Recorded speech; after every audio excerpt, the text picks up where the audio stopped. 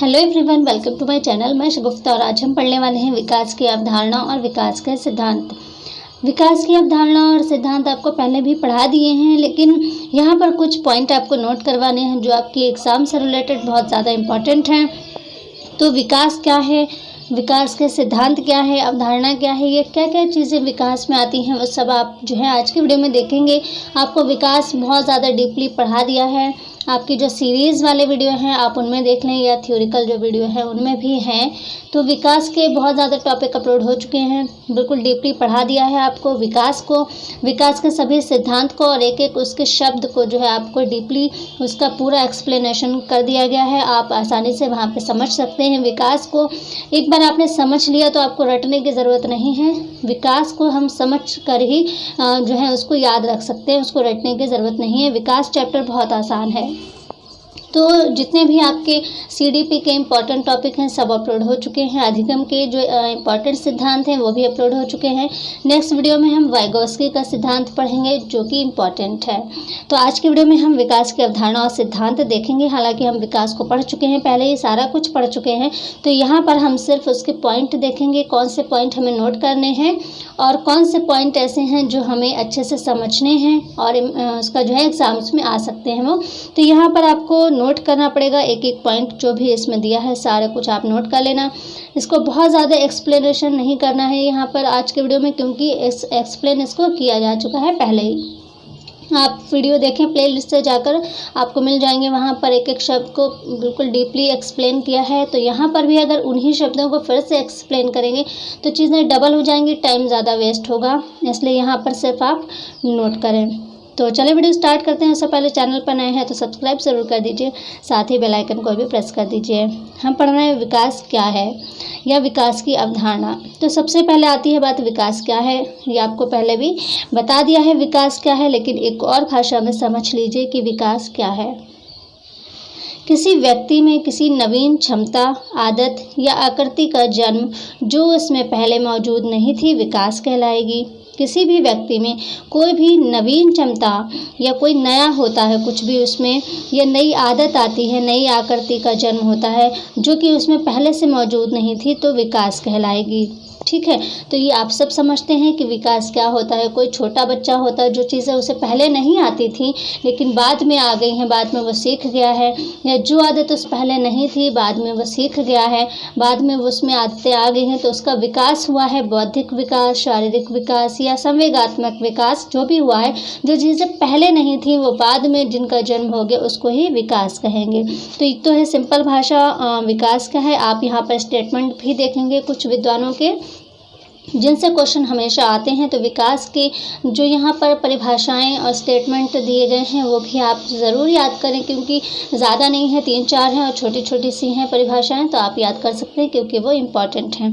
तो यहाँ पर हम कुछ बिंदु देख लेते हैं जो कि विकास से रिलेटेड हैं और हमेशा हमेशा जो है एग्ज़ाम्स में इन्हीं से क्वेश्चन बन जाते हैं। ज़रूरी नहीं होता कि पूरी की पूरी ऐसे लाइन ही आएगी, वो एक शब्द भी आपका इसी लाइन से जो है यूज़ में आ सकता है, तो आप ध्यान से पढ़ें इसको। विकास क्या है, जो विकास की अवस्थाएं देखिए, एक विकास की अवस्थाएं होती हैं और एक होती हैं शैक्षिक विकास की अवस्थाएं। तो विकास की जो अवस्थाएं होती हैं वो गर्भावस्था से, जबकि शैक्षिक विकास की अवस्थाएं शैशवावस्था से गिनी जाती हैं या होती हैं। यानी विकास कब से शुरू हो जाता है, भ्रूणावस्था से जो है शुरू हो जाता है विकास, लेकिन शैक्षिक विकास नहीं शुरू होता है। शैक्षिक विकास जो है शैशवावस्था से शुरू होता है। तो जो अवस्थाएं हैं वो भी आपको बहुत ज़्यादा डीपली पढ़ा दिया गया है। अवस्थाएं जो है उनके उपनाम, कौन सी अवस्था कितने वर्षों में डिवाइड की गई है, किस विद्वान ने कितने वर्षों में डिवाइड की है, क्या क्या नाम दिए हैं, वो सब आपका अवस्था वाले वीडियो में आप देख सकते हैं। इतना अच्छे से मुझे नहीं लगता आपको अवस्थाएं किसी ने समझाई होंगी। आप चैनल पर जाएं, प्लेलिस्ट में, वहाँ से अवस्था वाला वीडियो आप ज़रूर देखें, क्योंकि वहाँ से आपके एक ही वीडियो से आपके इतने सारे क्वेश्चन वहाँ पर बन जाते हैं कि आप उसको देखें। मैंने सारा कुछ एक ही वीडियो में टैग किया हुआ है, जितना कुछ अवस्था से रिलेटेड बाल मनोविज्ञान में होता है सब कुछ उस एक वीडियो में आपको बता दिया है। तो आप वहाँ से ज़रूर देखें, क्योंकि वो जो एक वीडियो है वो बहुत ज़्यादा मोस्ट इम्पॉर्टेंट वीडियो है। ठीक है, तो विकास की अवस्थाएं गर्भावस्था से और जबकि शैक्षिक विकास की अवस्थाएं शैशवावस्था से गिनी जाती हैं। ये चीज़ क्लियर हो गई होगी आई थिंक। दूसरा पॉइंट, शारीरिक, मानसिक, संवेगात्मक, सामाजिक, चारित्रिक आदि विकास के क्षेत्र हैं। यानी कौन कौन से विकास के क्षेत्र? शारीरिक विकास होता है, मानसिक विकास होता है, संवेगात्मक विकास होता है, सामाजिक विकास भी होता है और चरित्र का विकास भी होता है। ये सब आप जानते हैं। बस क्या होता है कि हमारे सामने वो चीज़ें हमें जानते सब हैं हम लोग, लेकिन उस चीज़ों के पॉइंट हमें पता नहीं होते या उनके नाम नहीं पता होते, ये एग्ज़ाम टाइम हमें याद नहीं आते, इसलिए सब आप नोट कर लें। तो विकास शारीरिक होता है, मानसिक होता है, संवेग, तो यहाँ तक कि सामाजिक भी होता है। और कैसे होता है वो सब आपको पढ़ाया जा चुका है। यहाँ पर मेरा मकसद इस वीडियो का सिर्फ इतना है कि इम्पॉर्टेंट पॉइंट आपको नोट करवाना है। आपको विकास पढ़ाया जा चुका है पहले ही। तीसरा, विकासात्मक कार्य की अवधारणा रॉबर्ट हॉविंग हस्ट ने दी थी और विकास का अधिगम का सिद्धांत दिया था रिचर्डसन सीयर्स ने। तो ये भी आप इम्पॉर्टेंट है, नोट करें कि विकासात्मक कार्य की जो अवधारणा है वो रॉबर्ट हॉविंग ने दी थी और विकास का अधिगम का जो सिद्धांत है वो रिचर्डसन सीयर्स ने दिया था। तो ये भी इम्पॉर्टेंट है, इनको भी आप नोट करें। फिर परिभाषाएं अगर देखें तो सबसे पहले आती है स्किनर की परिभाषा। विकास एक धीमी एवं सतत प्रक्रिया है। मोस्ट इम्पॉर्टेंट है ये टॉपिक, और विकास क्योंकि टॉपिक इम्पॉर्टेंट है और ये वाली परिभाषा भी इम्पॉर्टेंट और छोटी सी है, बिल्कुल याद करने में आसानी होगी। और एक चीज़ ध्यान दें कि जो स्टेटमेंट होते हैं या परिभाषाएं होती हैं उनमें कोई बदलाव नहीं किया जा सकता या अपनी मर्जी से याद नहीं की जाती हैं। उनमें जैसी लिखी है सेम टू सेम बिल्कुल वैसे ही याद करी जाती है। तो स्किनर की है विकास एक धीमी एवं सतत प्रक्रिया है, ये स्किनर का मानना है। वुडवर्थ का मानना है कि बालक का विकास वंशानुक्रम एवं वातावरण का गुणनफल है। किसका मानना है ये? वुडवर्थ का। तो वुडवर्थ ने माना है बालक का विकास वंशानुक्रम और वातावरण का गुणनफल है।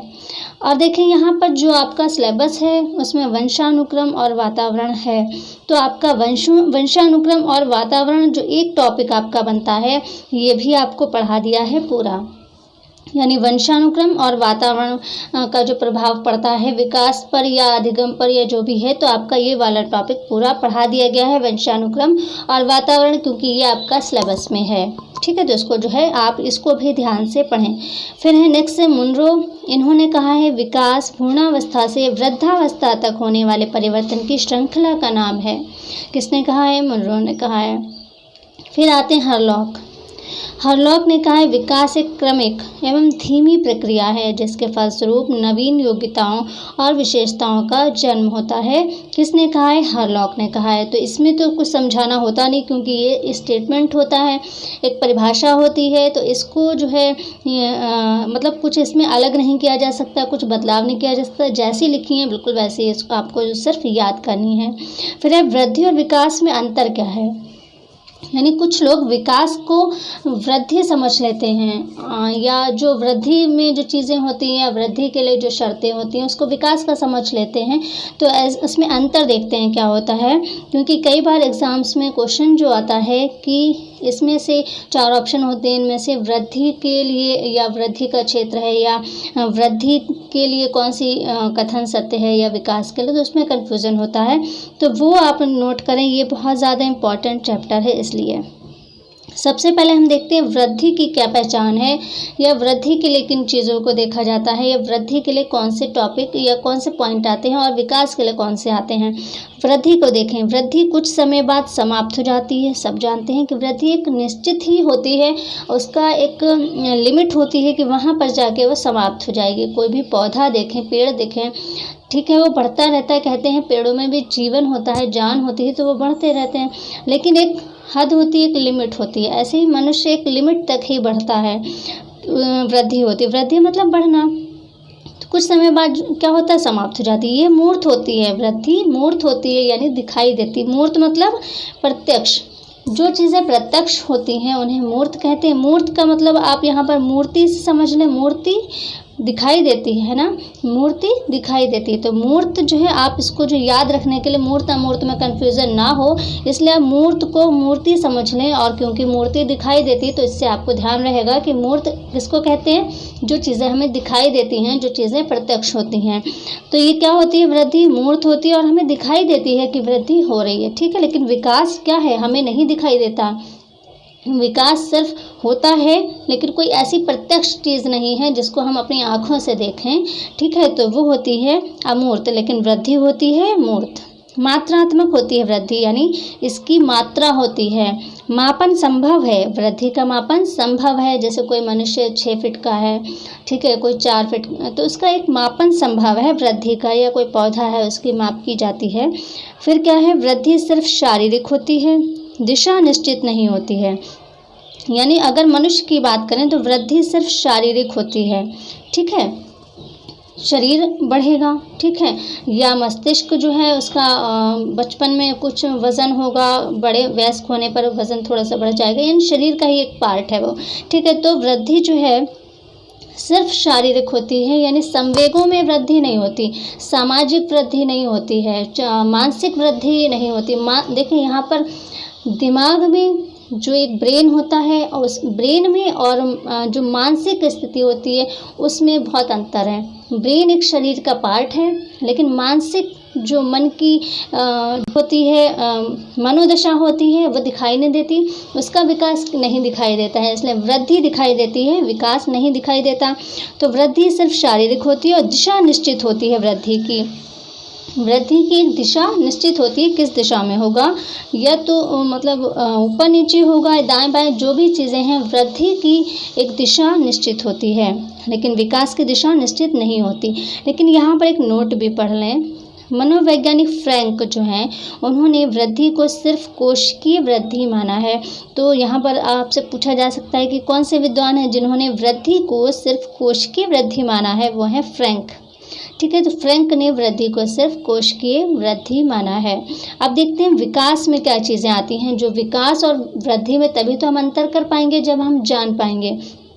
क्या है, विकास आजीवन चलता है, लेकिन वृद्धि क्या है, समाप्त हो जाती है एक हद तक, ठीक है। अभी हमने पढ़ा ना, वृद्धि एक लिमिट तक समाप्त हो जाती है, लेकिन विकास आजीवन चलता रहता है, यानी विकास कभी ना रुकने वाली प्रक्रिया है, ठीक।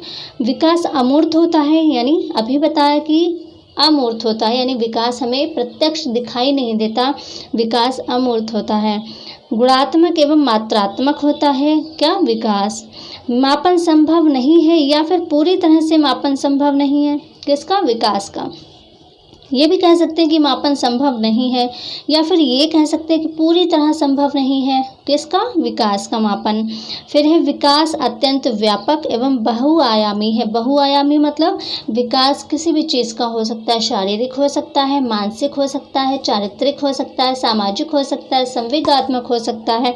तो बहुआयामी है ये और अत्यंत व्यापक है, ठीक है। फिर दिशा निश्चित होती है किसकी, यहाँ पर एक सेकेंड, हाँ, तो यहाँ पर जो है विकास में दिशा जो है निश्चित होती है, और वृद्धि में जो है विकास की जो वृद्धि की दिशा है वो निश्चित नहीं होती, ठीक है। वृद्धि में जो दिशा है वो निश्चित नहीं होती, और विकास में जो दिशा है वो निश्चित होती है।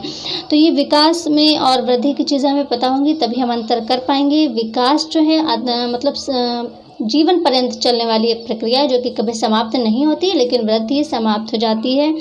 जो विकास है वो सिर से पैर की ओर होता है, मस्तकाधोन्मुखी होता है। ये भी आपको पढ़ाया जा चुका है कि विकास कैसे होता है। विकास हमेशा सिर से पैर की ओर होता है, यानी इसको क्या बोलेंगे, इसको मस्तकाधोन्मुखी कहेंगे।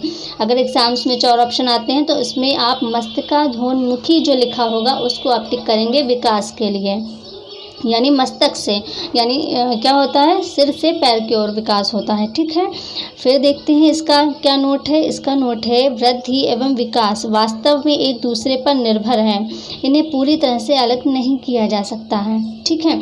अगर किसी की वृद्धि रुक जाए, मान लीजिए कोई बच्चा है वो 3-4 साल का हुआ और उसके बाद से उसकी वृद्धि ही रुक जाए, और वह 30 साल का अगर हो गया है, अगर उसकी वृद्धि नहीं हो रहा है, तो कहीं ना कहीं उसका फ़र्क जो है विकास पर भी पड़ेगा। आप चाहें तो आप अपने आसपास के परिवेश में देख सकते हैं, कोई अगर ऐसा मनुष्य है, कोई ऐसा बच्चा है, तो आप उस पर चाहें तो आप देख सकते हैं, वो चीज़ें आपको दिखाई देंगी, ठीक है। बिल्कुल हो सकता है कि विकास हो उसका, लेकिन इतना ज़्यादा फिर नहीं होगा। विकास पर भी कहीं ना कहीं फ़र्क पड़ जाएगा। अगर किसी की वृद्धि रुक गई है तो विकास पर भी फ़र्क पड़ जाएगा। इसलिए क्या कह सकते हैं हम कि वृद्धि और विकास वास्तव में एक दूसरे पर निर्भर हैं, इन्हें पूरी तरह से अलग नहीं किया जा सकता, ठीक है। तो ये तो हो गई कुछ विकास से रिलेटेड चीज़ें जिनमें हम वृद्धि और विकास में अंतर कर पाएंगे अगर हमें पता हो। अब हम देखते हैं विकास के सिद्धांत। विकास के सिद्धांत में आपको क्या याद रखना है? निरंतरता का सिद्धांत है। देखिए, आप अधिगम के सिद्धांत में और विकास के सिद्धांत में बिल्कुल मिक्सिंग ना कर दें, क्योंकि कुछ चीज़ें हैं जो अधिगम में हैं, सीखने के सिद्धांत में हैं, कुछ विकास में है, या कुछ और सिद्धांत जो दूसरे हैं उनमें आप मिक्सिंग ना कर दें। आप जो है मिक्सिंग ना कर दें, इसलिए हमने डीपली आपको सब पढ़ा दिया है, समझा दिया है। अधिगम के सिद्धांत भी और जो आपके विकास के सिद्धांत हैं वो भी आपको सारा कुछ डीपली इसीलिए पढ़ाया ताकि आप मिक्सिंग ना कर दें, आप समझ पाएँ। देखिए, आप रटने से ज़्यादा समझ कर जब पढ़ेंगे तो आपका वो टिकाऊ पढ़ाई होगी। रट्टा मार कर पढ़ेंगे तो वो कन्फ्यूज़न पैदा होगा एग्ज़ाम टाइम में, क्योंकि वहाँ तो ऑप्शन दिए होते हैं 4, उनमें जैसे ही आप 4 ऑप्शनों पर देखते हैं वहीं से आपका जो है क्वेश्चन गलत होना शुरू हो जाता है। जैसे ही आप 4 ऑप्शन देखते हैं वहीं पर आपको कन्फ्यूज़न हो जाता है कि कहीं ये वाला तो नहीं था, हम भूल रहे हों। लेकिन जब आपने समझ कर पढ़ा होगा तो वहाँ पर ये चीज़ नहीं आएगी। ठीक है, तो क्या है, सीडीपी को हमें समझ कर पढ़ना है, ना कि रट कर। सबसे पहले हम देखें विकास के सिद्धांत में निरंतरता का सिद्धांत। जैसा कि नाम से पता है, निरंतरता का सिद्धांत। निरंतरता के सिद्धांत में क्या होता है, विकास जो है अलग अलग क्षेत्रों में आजीवन चलता है। ये इसको अगर हम शॉर्ट में बोलें तो ये कह सकते हैं निरंतरता का सिद्धांत निरंतर चलता है। ठीक है, निरंतरता का सिद्धांत, जैसे कि अभी बताया ना, विकास जीवन पर्यंत चलता है, यानी हमेशा चलता है, यानी निरंतर चलता रहता है। तो अगर हम निरंतरता के सिद्धांत को और कुछ बोलना चाहें तो ये कह सकते हैं कि विकास जो है वो अलग अलग क्षेत्रों में आजीवन चलता है। अलग अलग क्षेत्रों से क्या मतलब, ये मानसिक हो सकता है, शारीरिक हो सकता है, सामाजिक हो सकता है, चारित्रिक हो सकता है। तो अलग अलग क्षेत्रों में जीवन पर्यंत चलता है, यानी निरंतर चलता है। हम नाम से देखें तो हम समझ पाएंगे, निरंतर चलता है यानी निरंतरता का सिद्धांत। दूसरा, असमान गति का सिद्धांत, समान नहीं असमान गति का सिद्धांत। तो ये भी विकास का सिद्धांत है, असमान गति का सिद्धांत। सिर्फ शैशवावस्था में ही शिशु के मस्तिष्क का 90% जो है विकसित हो जाना, इस बात का क्या है, सबसे बड़ा उदाहरण है कि विकास क्या है, असमान होता है, यानी एक समान नहीं होता। पूरे जीवन में एक समान गति से विकास नहीं होता, कभी बहुत धीमा हो जाता है। देखिए, बाल्यावस्था में विकास बहुत स्लो हो जाता है। ये भी हमने आपको बताया है कि अगर आता है कि विकास किस अवस्था में बहुत धीमा हो जाता है, तो बाल्यावस्था में विकास जो है बहुत धीमा हो जाता है। ठीक है, तो हमेशा समान नहीं रहता है। तो ये हो गया हमारा असमान गति का सिद्धांत। उसका सबसे बड़ा उदाहरण है कि हमारा विकास का या जो मस्तिष्क होता है, जो शिशु होता है शैशवावस्था में, उसके मस्तिष्क का विकास 90% हो जाता है। तो ये इस बात का उदाहरण है कि विकास जो है असमान होता है, यानी समान गति से नहीं चलता। शैशवावस्था में ही 90% हो जाता है, बच्चा 10% वो धीरे धीरे पूरी लाइफ जो है ये होता है। तो सिर्फ 90% ही शैशवावस्था में हो जाता। तो ये असमानता तो हो ही गई, असमान हो गया, बैलेंस जो है वो नहीं रहा। तो असमान गति का सिद्धांत, और इसका सबसे बड़ा उदाहरण अगर पूछा जाए यही है कि शैशवावस्था में ही शिशु के मस्तिष्क का 90% विकास हो जाता है। फिर तीसरा है सरल से जटिल का सिद्धांत। जो विकास का है, सरल से जटिल का सिद्धांत। विकास शुरू में सरल तथा बाद में कठिन होता जाता है। ठीक है, विकास जो है शुरू में सरल और बाद में कठिन होता जाता है। तो ये सरल से जटिल का सिद्धांत हो गया। व्यक्तिक विभिन्नता का सिद्धांत, देखें ये एक विकास का सिद्धांत भी है, व्यक्तिक विभिन्नता का सिद्धांत, और ये पूरा एक चैप्टर भी है जो व्यक्तिक विभिन्नता का सिद्धांत है। और आप देखें अगर सुपर टेट का सिलेबस, तो आपका ये जो व्यक्तिक विभिन्नता का सिद्धांत है ये आपका एक अलग टॉपिक भी है।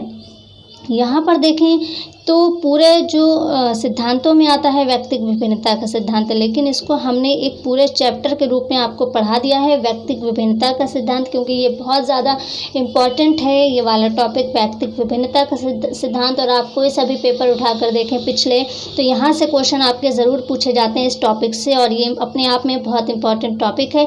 ये पूरा एक चैप्टर के रूप में हमने आपको पढ़ा दिया है व्यक्तिक विभिन्नता का सिद्धांत, तो वहाँ से आप इसको समझ सकते हैं इस सिद्धांत को।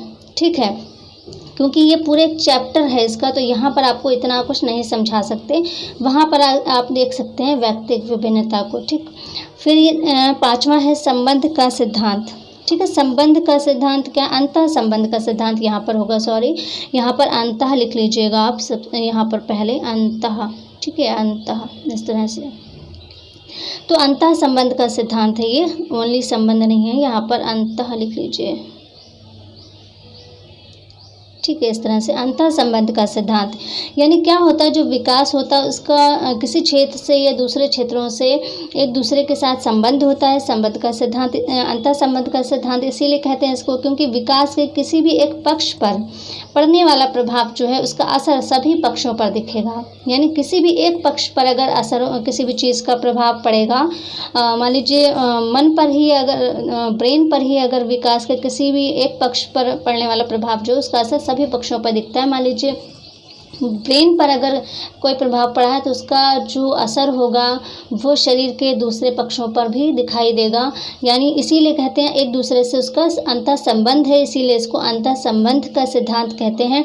और ये सब आपको डीपली समझा दिया है, इसलिए बात यहाँ पर शॉर्टली समझा रही हूँ मैं। बस आपको यहाँ पर ये नोट करने हैं सिद्धांतों के नाम, ठीक है। तो बाकी डीपली तो आपको पढ़ा दिया है सारा कुछ। तो अंतः संबंध का सिद्धांत यही है कि विकास के किसी भी एक पक्ष पर जब कोई प्रभाव पड़ेगा तो उसका असर जो है दूसरे सभी पक्षों पर दिखाई देगा। यानी इस एक पक्ष का दूसरे पक्ष से कहीं ना कहीं अंतः संबंध है। तो ये है अंतः संबंध का सिद्धांत, यानी विकास के ये सभी 5 इम्पॉर्टेंट सिद्धांत हैं जिनको हम डीपली भी पढ़ चुके हैं। और ये व्यक्तिक विभिन्नता का सिद्धांत जो है इसको तो एक चैप्टर के रूप में पूरा पढ़ाया है। और ये आपका सुपर टेट में एक अलग से टॉपिक भी है आपका इस सिलेबस में, व्यक्तिक विभिन्नता का सिद्धांत इम्पॉर्टेंट है। तो ये था आज का वीडियो, क्योंकि विकास को हम पहले बहुत अच्छे से पढ़ चुके हैं, सारा कुछ पढ़ चुके हैं। अपने सीरीज़ वाले वीडियो में क्वेश्चन आंसर के रूप में भी हम पढ़ चुके हैं और थ्योरी वाले जो वीडियो हैं उनमें भी हम पढ़ चुके हैं। और हमारा जो टॉपिक चल रहा था वो अधिगम का चल रहा था। अगर हम इसकी बात करें सीडीपी की या बाल मनोविज्ञान की, तो अधिगम चल रहा था हमारा। और अधिगम में हमारा नेक्स्ट जो होगा वो होंगे विद्वान वाइगॉस्की, और हम वाइगॉस्की को नेक्स्ट वीडियो में पढ़ेंगे। उन्होंने सामाजिक संचरण का सिद्धांत दिया और भी इस सिद्धांत को कई नामों से जानते हैं। तो इससे क्वेश्चन हमेशा आए हैं, आप कोई भी एग्ज़ाम देखें तो वाइगॉस्की भी इम्पॉर्टेंट है। बाकी टॉलमैन है, थॉर्नडाइक हैं, और भी हमने बहुत सारे पढ़ लिए हैं। तो नेक्स्ट में हम पढ़ेंगे वाइगॉस्की को। जीवन कौशल, शिक्षण कौशल, ये सब आपका जो है मोस्टली बराबर ही चल रहा है सब। और आपका लगभग 80% आपका अपलोड हो चुका है मटेरियल। आप यहाँ से अगर पढ़ना चाहें, 232 वीडियो आपके अपलोड हो गए हैं। आज वाले वीडियो को मिला करके 232 वीडियो बहुत होते हैं अपने आप में। तो अगर आप इन पर ही फोकस करें, इनको अच्छे से पढ़ें, समझ कर पढ़ें, तो इतना बहुत है आपके लिए। फ़िलहाल अभी एग्ज़ाम तो पता नहीं कब होगा, जब तक आपका सारा कुछ बहुत अच्छे से अपलोड हो जाएगा, पूरा मटेरियल आराम से। और आप लोग चाहेंगे, सपोर्ट करेंगे, चाहेंगे तो इंटरव्यू की तैयारी भी करवा दी जाएगी आपको ये सिलेबस कंप्लीट होने के बाद, क्योंकि इंटरव्यू भी होना है इस बार सुपर टेट में। तो आपके इंटरव्यू की तैयारी भी शुरू करवा दी जाएगी इस सिलेबस के कंप्लीट होने के बाद। लेकिन इंटरव्यू एक ऐसी चीज़ है कि आप जितनी भी ज़्यादा इंटरव्यू की तैयारी करें उतना कम ही है, क्योंकि इंटरव्यू का कोई सिलेबस देखा जाए तो नहीं होता, वो कहीं से कुछ भी पूछ सकते हैं। लेकिन उसको किस तरह से प्रिपेयर करना है किसी को, वो चीज़ें आपकी करवाई जा सकती हैं अगर आप लोग चाहेंगे तो। फ़िलहाल अभी आप इस पर फोकस करें, जो आपकी वीडियो आ रहे हैं उनको पढ़ें, या जो पुराने वीडियो हो चुके हैं, अपलोड हो चुके हैं, आप भूल गए हैं नोट करना, या उनको कहीं से कुछ समझ नहीं आ रहा, तो आप उनको पहले देखें, उन पर फोकस करें रिटर्न, क्योंकि जो आपका सुपर टेट है पहले तो इसको ही आपको निकालना है, ठीक है। तो आज की वीडियो में इतना ही। वीडियो अच्छा लगा शेयर ज़रूर करेगा। मिलते हैं नेक्स्ट वीडियो में, तब तक के लिए take care and bye bye.